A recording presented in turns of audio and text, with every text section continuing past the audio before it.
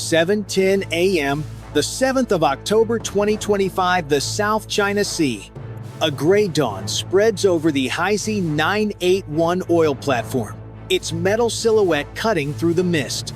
Routine maintenance hums over the deck until alarms flare red lights, metallic voices over intercoms. Inbound tracks detected multiple signatures, bearing east. On the horizon, radar screens blink erratically. Electronic noise thickens. P8. Poseidon imagery feeds freeze for seconds before pixelating. In a command room aboard the USS John Finn, officers lean over flickering displays. Submarines USS Louisiana and USS Ohio dive deeper, silent and unseen. Within minutes, calm becomes chaos. An invisible hand sweeps across the sea, the first tremor of a confrontation that could ignite the region.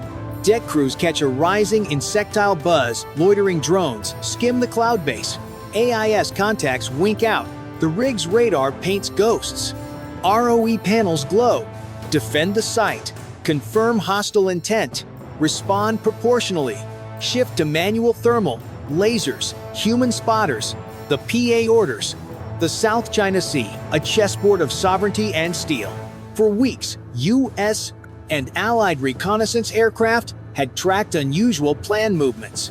The carrier Shandong breaking formation, destroyers fanning out, and electronic warfare planes circling like vultures.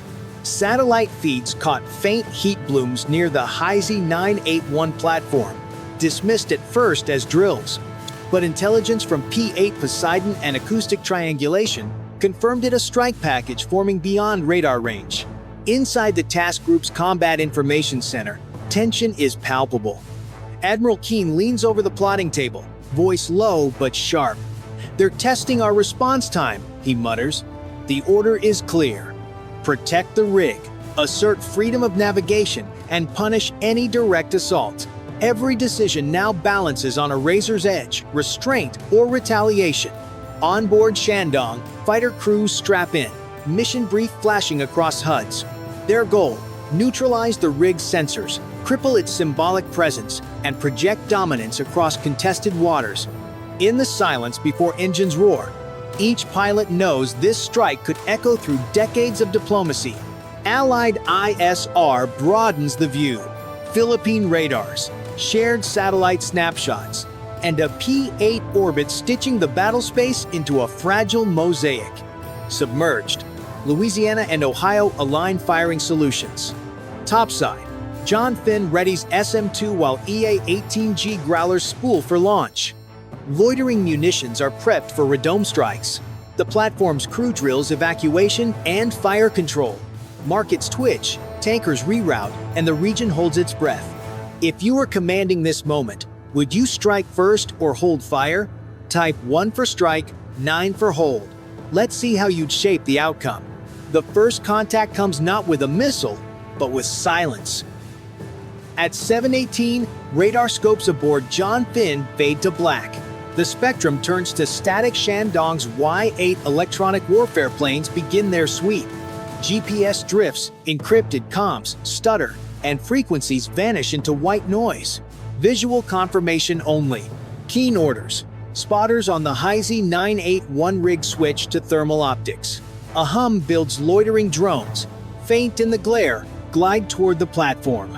Machine gunners track manually, while an EA-18G Growler dives low, scattering counter-jamming bursts that shimmer across the sea.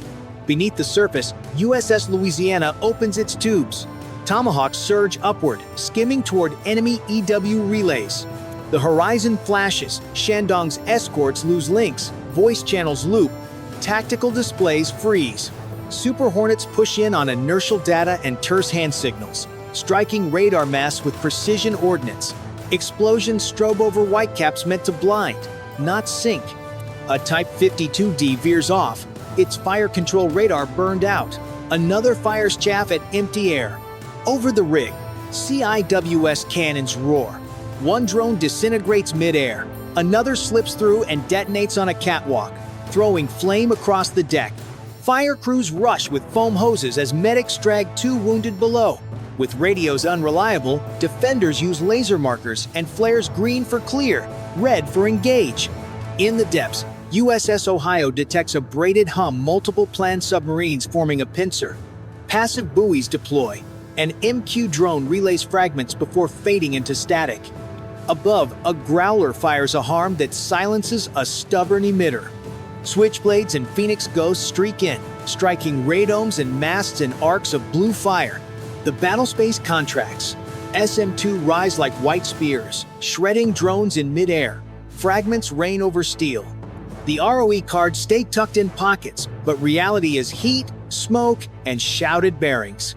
What began as an invisible duel of signals is now open war, and the next move will draw blood. Allied radars on the horizon blink in and out as jamming rolls like surf. AIS goes dark, nav lights dim, deck teams mark impacts with grease pencils on a trembling chart. Sonar begins classifying screws likely, type 093, while torpedo evasion plans are readied. A rescue helo remains grounded by interference. Civilians on the rig crowd muster points, helmets on, eyes fixed on the burning catwalk. Smoke drifts over the South China Sea like a wounded shroud. The rig still stands, scorched but functional, a defiant silhouette against the rising Sunday inside John Finn's CIC. The air tastes of metal and sweat. Keen studies fragmented data feeds, each one pulsing between clarity and blackout. We hit their sensors, but not their intent, he growls. On Shandong, chaos mirrors resolve. Damage control teams race across a smoke-streaked deck as J-15 fighters launch in rapid succession. Their radars blink intermittently, forcing them to rely on AWACS relays and voice vectors. Yet even half-blind, they dive forward guided by doctrine and vengeance. A Tomahawk slams into a planned frigate's bridge, shattering antennas and leaving it adrift. But retaliation follows fast. From beyond the haze, anti-ship missiles streak toward the task group, low and fast. The ocean surface erupts with white geysers as SM-2 interceptors and decoys clash mid-air. One missile punches through, detonating near John Finn's aft section. The shock rattles bulkheads, alarms howl, counter, battery, fire control, priority red. Operators scramble. A swarm of MQ series drones dives through the smoke, tagging inbound targets for strike aircraft. An EA-18G jams the incoming missile bands, but the sky is chaos, contrails, static, and burning fragments tumbling through humid air. Below, Ohio maneuvers aggressively. A Type 093 submarine attempts a torpedo spread. Countermeasures deploy in clouds of bubbles. Depth charges echo through the dark like thunder in slow motion. One torpedo explodes prematurely, a bloom of light beneath the surface. Back on the rig, defenders hold positions amid burning metal. Manual targeting persists. Fire teams alternate between defense and rescue. Overhead, two Super Hornets bank hard, releasing cluster munitions that shred an approaching drone wave before vanishing behind plumes of salt and smoke. In a single minute, the balance shifts again, both sides bloodied, neither retreating. Radios crackle. Stand by for next volley. Every operator knows it's no longer about protection, it's about survival and message. If you were in command at this breaking point, would you double down or pull back? Type 1 to strike harder, 9 to hold the line. Your choice could decide who controls the sea. At 7:46, the sea falls eerily silent. The hum of radar fades, communications flatten, and every digital display turns to static. The Chinese strike group unleashes its full electronic warfare barrage, a blinding storm of interference that devours the spectrum itself. Even the stars above seem to flicker. Inside John Finn, power circuits trip, screens dim to gray. "We've lost CEC link, we're blind," an officer shouts. Keen doesn't hesitate. Switch to redundancy mode, manual optics, lasers, human eyes. Crews rip open emergency panels, hauling out scopes and handheld rangefinders. On the rig, chaos tightens its grip. Automatic turrets seize mid-rotation. Operators slam them into manual control. Thermal goggles glow faintly in the smoke as spotters shout bearings by voice. Target! Bearing 180, altitude low. Tracer fire arcs red across the darkened horizon, guided by instinct and shouted commands. Above, growlers slice through the jamming field, relying only on training and nerve. Without data links, the pilots become their own sensors, banking through clouds of static, releasing decoys by feel. One aircraft disappears into vapor, another reemerges low and trailing smoke, its pilot flying blind but alive. Beneath the waves, Ohio and Louisiana drift in silence. Sonar is gone. Navigation reverts to paper, pencil, and pulse counting. Each crew member knows that one wrong bearing could mean collision or exposure. The sea itself becomes a void. No signals, no satellites, no certainty. Only flashes of fire and human resolve cut through the static. For 30 endless minutes, the world fights without eyes. And in that blackout, men remember what war feels like when stripped of technology, raw, close, and terrifyingly human. At 8:15, the blackout shatters. The first signal returns a faint pulse from an Allied P-8 orbiting high above the chaos. One by one, feeds reconnect, patchy but alive. Keane seizes the moment. Push targeting data to strike assets, all units. Execute Shot Order 3. The sea ignites. From Louisiana's launch tubes, another salvo of Tomahawks erupts, racing toward enemy escorts. Above, growlers reappear, coordinating with Super Hornets to suppress the crippled Shandong. The carrier's flight deck is scarred, but her remaining J-15 claw into the air, desperate to turn the tide. Missiles crisscross the horizon. An SM-6 streaks upward, slicing through vapor trails, while loitering munitions dive from the clouds in perfect silence. The Shandong is struck amidships. A plume of smoke blooms like a storm. Its engines falter, fire licking across the island superstructure. Damage control teams race, but the deck tilts 1 degree, then 2. On the rig, the defenders stand amid debris and flame. CIWS online again, a gunner yells. The system whirs to life, cutting down the last wave of drones. Keane's voice crackles through the restored channel. Good shooting, keep the rig alive. The words carry across comms like oxygen and smoke. Underwater, Ohio detects a torpedo launch from a Type 093. Counterfire is immediate. 2 Mach 48 slip into the dark, guided by inertial whisper. Moments later, a muted bloom, a pressure wave, then silence. One enemy sub gone. From orbit, satellite imagery confirms the shipped Shandong listing, several escorts disabled, plan formation in retreat. Allied channels flood with data, laughter, and relief. The blackout has turned to light. Across the trade lanes, tankers swing wide while underwriters recalc risk. Markets quiver as black plumes stipple the morning sky. But amid the victory chatter, Keane stares at the burning horizon. We held but barely. Next time, they'll come prepared. Around him, sailors slump in exhaustion, the smell of ozone and salt hanging heavy. The camera lingers on the rig, battered, smoking, yet unbroken. Over the radio, a calm voice cuts through the static. Freedom of navigation maintained. If you believe the line should hold no matter the cost, press 1. But if you think the sea's peace is worth restraint, press 9.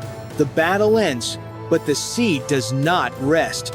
Smoke trails fade into dawn, and the once bright waters of the South China Sea ripple with wreckage and oil. The Heisey 981 platform still stands, blackened and scarred, a monument to endurance and warning. On John Finn, the deck is quiet except for the sound of boots and wind. Medics move between stretchers, 5 injured or stabilized, 2 still unconscious. Keane walks the corridor alone, eyes hollow. He knows the headlines will call it a victory, but victory feels fragile, almost borrowed. Across the horizon, the crippled Shandong drifts toward escorts. Smoke spills from its deck, signals faint and flickering.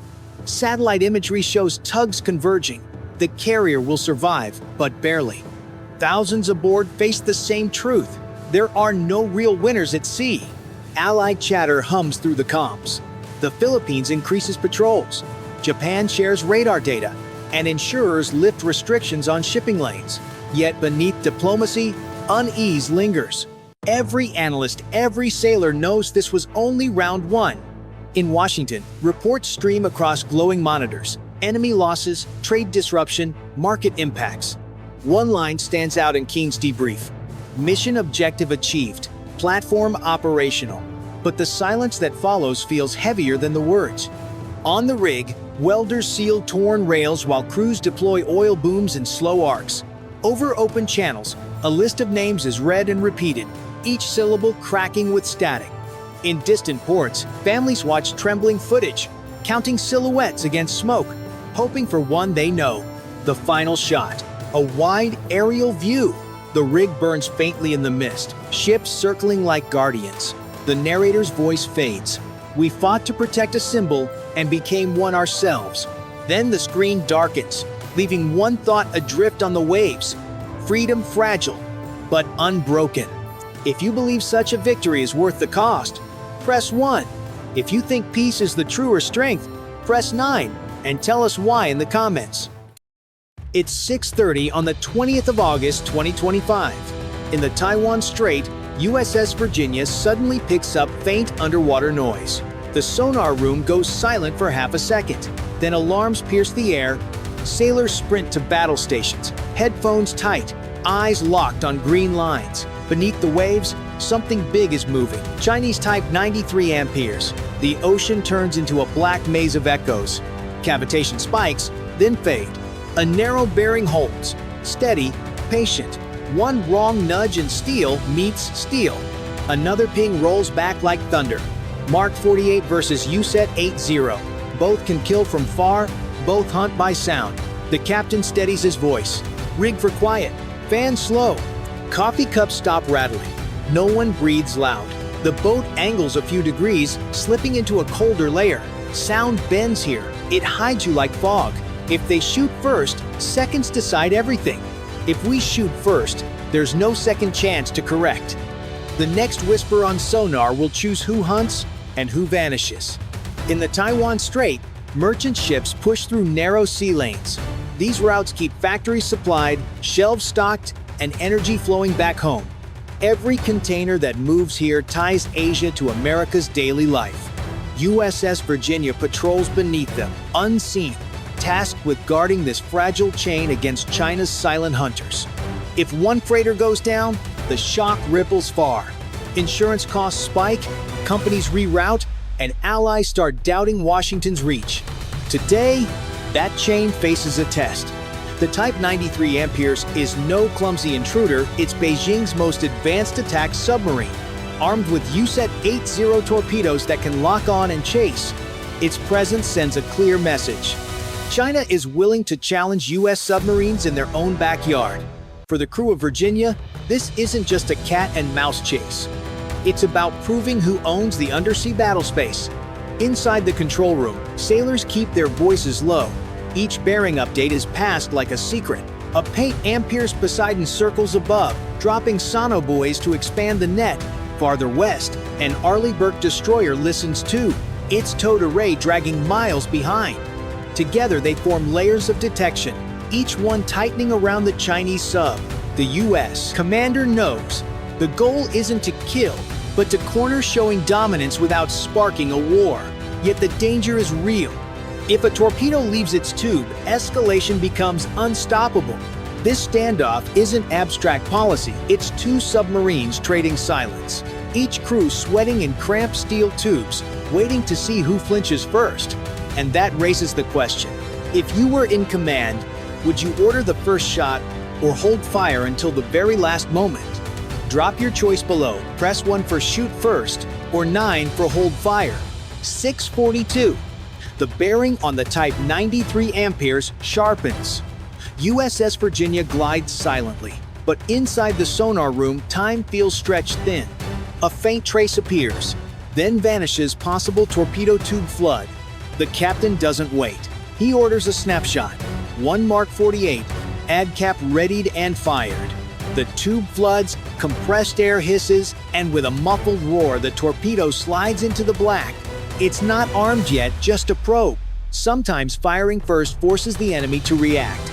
Above the waves, a paint amperes Poseidon scatters sonobuoys, each floating ear catching the ocean's whispers. Contacts align into a pattern.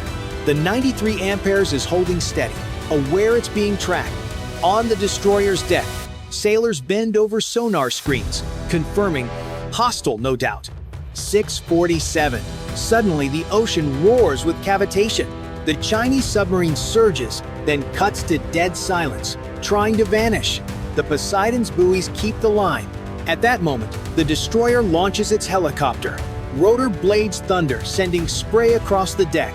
The MH-60R dips low, sliding into its hunting pattern. The Seahawk hovers, lowering a long cable into the sea. At the end, dipping sonar, pinging the depths. Each pulse lights the ocean like a strobe. Operators inside the helo relay bearings back to Virginia. The net tightens. The Chinese sub is boxed. Then a metallic thud, unmistakable. Hydrophones on Virginia pick it up. Seconds later, the sonar operator confirms. Incoming torpedo, USET 80, range closing. The duel is no longer shadow play. A live weapon is in the water.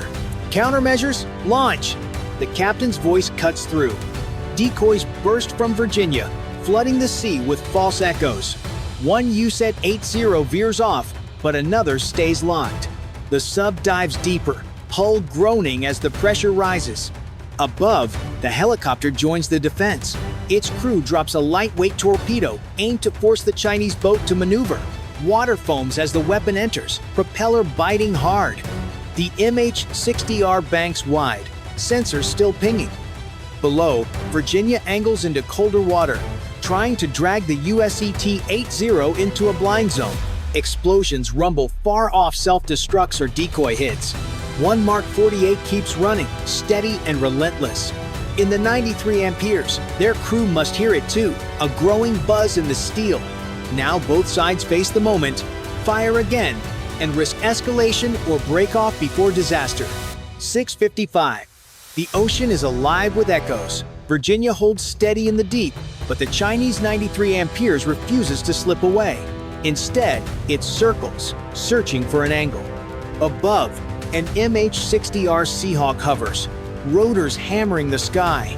Its dipping sonar pulses into the sea, painting the chase. Each return confirms the 93 amperes is still there, aggressive, holding close. On board the destroyer, the helo team readies another run. A second MH-60 lifts off, banking hard toward the buoy field dropped earlier by the Poseidon. Now 2 helicopters sweep the contact area, their sonars overlapping. The net grows tighter. The Chinese sub is trapped in a cage of sound. 6:58. A metallic clank. The sonar operator aboard Virginia stiffens. Possible tube flood. New launch detected. Seconds later, the unmistakable transient rings out. Another USET 80 torpedo is in the water. Countermeasures launch! Decoys burst free, flooding the sea with false tones. One torpedo swerves wide, but another keeps its track. Virginia dives deeper, hull creaking as pressure mounts.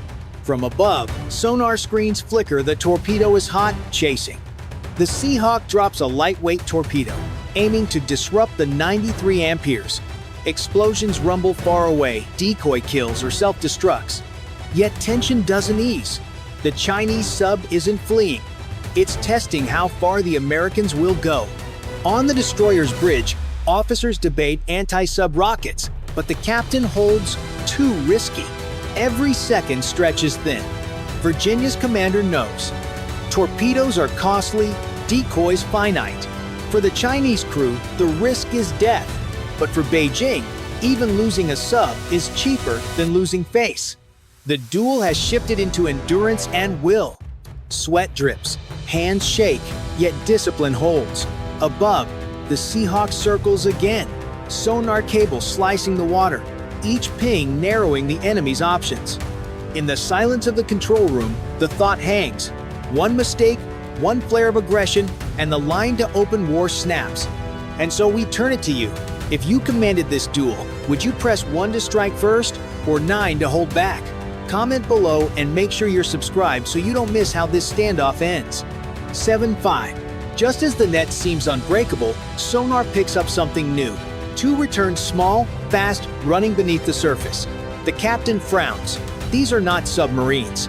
They're unmanned underwater vehicles, drones. Beijing's hidden ace. The UUVs slice through the water, harder to track than a full-sized boat. Each carries a lightweight torpedo, enough to cripple if it lands. They rush toward the decoys trailing behind Virginia. On sonar, their signatures weave and dart like predators. The duel shifts again. The Seahawk above detects them too. Dipping sonar, pulsing hard. Fast movers, 2, bearing northeast, splitting wide. The crew radios. Poseidon confirms from higher altitude, sonobuoys flashing back identical data. For the first time, the American screen feels stretched thin. Target drones. The destroyer's team orders. The helicopter banks, releasing a torpedo into one path. Spray bursts as it hits the water, engine alive. Below, Virginia swings its bow.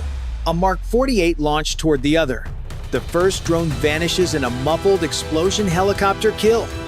For a moment, relief. But the second accelerates, zigzagging, closing on Virginia. Alarms wail. The sub rolls into a desperate turn, hull groaning. Another decoy launches, flooding the sea with bubbles. The drone hesitates, then cuts straight back onto the track. The crew holds their breath. This is not the duel they trained for. Drones are expendable, unpredictable, and they can arrive in numbers. For a submarine built to duel peers, this is a nightmare. The captain studies the plot. One mistake and his crew is lost, but delay means the drone closes to kill range. Every system hums, operators waiting for his word. 7:15. The last drone charges. Inside Virginia, klaxons scream, red lights flashing. Torpedo in the water! The sonar operator's voice is sharp. The captain wastes no time. Shoot, Tube 4! A Mark 48 leaps into the sea, propeller biting hard. The duel condenses into seconds. The torpedo races out, while the drone bears down on Virginia's hull. The submarine banks into a brutal turn, bolts groaning as pressure mounts. The ocean is alive with noise. Sonar pings from above. Countermeasure pops. The buzz of weapons chasing prey. Above, the MH-60R Seahawk hovers low, dipping sonar, stabbing the depths. Its crew calls out bearings, guiding Virginia's fire. A second Seahawk circles wider, ready to drop another torpedo if the 93 amperes re-engages. Higher up, Poseidon orbits, feeding the net with sonobuoys. The first drone vanishes in a muffled explosion direct hit. The crew exhales, but only briefly. A second contact appears, moving fast. Another drone, delayed, clever, closing hard. Alarms shriek again. Virginia dives deeper, throwing a knuckle of turbulence. The hull shudders, instruments rattle. Countermeasure, launch! A decoy bursts into a cloud of bubbles. For a moment the drone veers, then corrects, charging straight. The captain snaps. Tube 5 fire! Another Mark 48, tears free, racing head-on. Seconds stretch. Then a thunderous detonation shakes the boat. Lights flicker, mugs crash. Silence broken only by the hiss of air. Both drones are gone. Above, the Seahawk reports no fresh contacts. Poseidon confirms. The 93 amperes has broken off, retreating east under noise. The destroyer holds fire, satisfied the enemy has backed down. Damage control teams sweep the compartments with flashlights, checking valves and frames. A scorched breaker is reset. A hairline crack on a gauge, taped and tagged, no flooding, no fires. The captain holds at depth, riding the cold layer while a Seahawk makes one last dip, and Poseidon calls the buoy field cold. The climax leaves the crew drained, uniforms soaked, nerves raw. They survived submarine, torpedoes, and drones. But all know this is a warning. Undersea war is changing, and now it's your choice. In a moment where hesitation could mean destruction, would you press 1 to strike first or 9 to hold steady? Comment below and subscribe so you don't miss the next showdown. 7:30. The ocean slowly calms. Virginia stays deep, her crew straining to hear through the fading echoes. Above, the Seahawk makes a final slow orbit, dipping sonar one last time before cutting cable and climbing back toward the destroyer. Higher still, the Poseidon banks wide, its sonobuoy grid reporting silence. The result, survival. Virginia fought off torpedoes, drones, and the threat of a peer submarine. The layered defense worked submarine, destroyer, aircraft, all weaving a shield that held. But victory came at a cost. Mark 48 are precious, decoys limited. Against swarms of cheap drones, the math feels uneasy. The damage control report confirms. Stress marks on the hull, A scorched panel reset. Cracked gauges taped and tagged. No flooding, no fire. The crew exhales. They live to fight again. Yet the silence in the control room is heavy. Everyone knows this wasn't just a duel, it was a rehearsal for the wars to come. Strategically, the message is clear.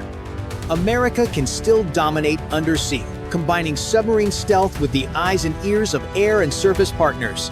The Seahawk's rapid strikes and Poseidon's vast reach proved decisive, boxing in the 93 amperes and hunting its drones. But Beijing's new playbook is clear too. Expendable machines can push even the best boats to the edge. On the destroyer's bridge, officers look out at the calm sea. They know what it hides. Contests invisible to the world above. Moments where silence decides fates. In Washington, this fight will be counted as proof of dominance. In Beijing, it may be written as a lesson in persistence. For the men aboard Virginia, it is simpler. They won. But the thought lingers. What happens when the swarm doubles? When torpedoes launch from shore as drones attack below? The next fight could be faster, harder, less forgiving. And so the question falls to you. In a world where even victory feels fragile, should America press 1 to hit harder first, or 9 to hold and wait? Drop your answer below and subscribe so you don't miss the battles waiting just beyond the horizon.